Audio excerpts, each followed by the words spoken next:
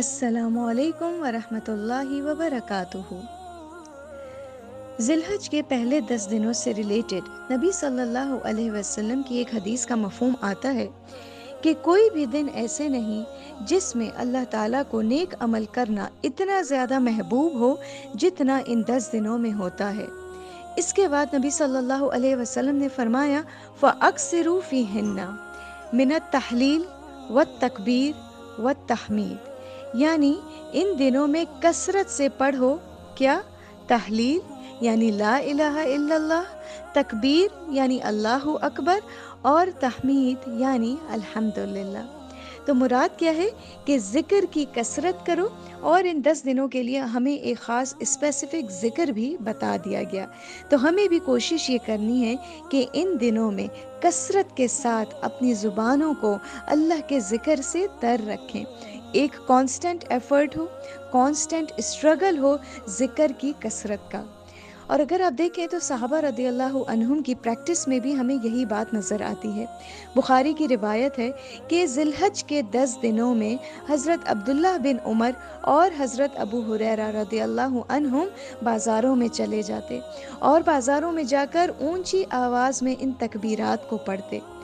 ہم یہ ذکر اکثر صرف عید کے دنوں میں سنتے ہیں، لیکن ان 10 دنوں میں بھی صحابہ کرام بازاروں میں جا کر ان تکبیرات کو زور زور سے پڑھتے، اور ان کو دیکھ کر باقی لوگ بھی انہیں جوائن کر لیتے اور ان کے ساتھ اس ذکر میں شامل ہو جاتے۔ سبحان اللہ۔ اب اگر ہم میں سے کوئی ویسٹرن کنٹری میں رہتا ہے then this practice is not suggested، وہاں پر تو یہ چیز نہیں ہم سجیسٹ کریں گے، لیکن ہم کیا کر سکتے ہیں کہ اپنے گھروں میں کم سے کم ان تکبیرات کو کثرت سے پڑھیں، ان تکبیرات کو پڑھنے کا اہتمام کریں، خاص طور پر فرض نمازوں کے بعد اپنی فیملیز میں، اپنے گھروں میں ہر ایک کو ریمائنڈ کرائیں کہ یہ ذی الحج کے 10 دن ہیں، اور ان 10 دنوں میں لیٹس ریسائٹ تکبیرات، let's increase in the forms of ذکر۔ گھروں میں کام کرتے ہوئے، چلتے پھرتے تکبیرات پڑھنا، اپنی زبانوں کو اللہ کے ذکر سے تر رکھنا۔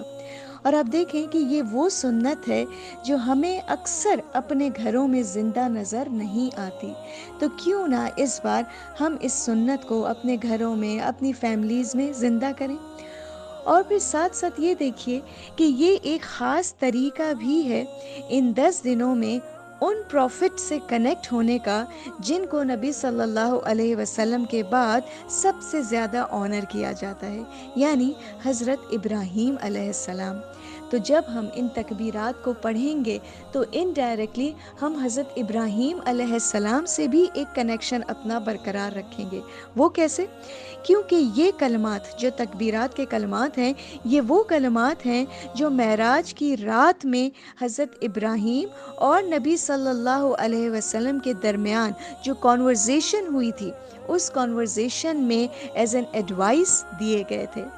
نبی صلی اللہ علیہ وسلم فرماتے ہیں کہ میں اسراء و معراج کی رات میں حضرت ابراہیم سے ملا تو ابراہیم علیہ السلام نے فرمایا کہ اے محمد صلی اللہ علیہ وسلم، اپنی امت کو میرا سلام کہیے گا، یعنی حضرت ابراہیم علیہ السلام نے ہمارے لیے، ہم سب کے لیے اپنا سلام بھیجا۔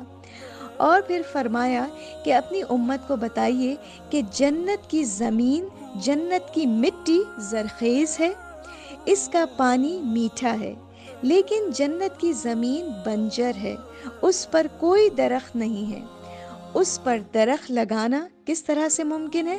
سبحان اللہ کہنا، الحمدللہ کہنا، لا الہ الا اللہ اور اللہ اکبر کہنے سے جنت کی زمین میں درخت لگ جائے گا۔ سبحان اللہ۔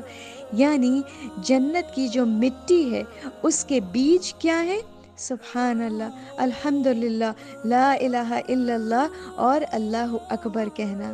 تو اب یہ ہمارے اوپر ہے کہ ہم اپنی جنت کی زمین کو کتنا ہرا بھرا، کتنا گرین کرنا چاہتے ہیں۔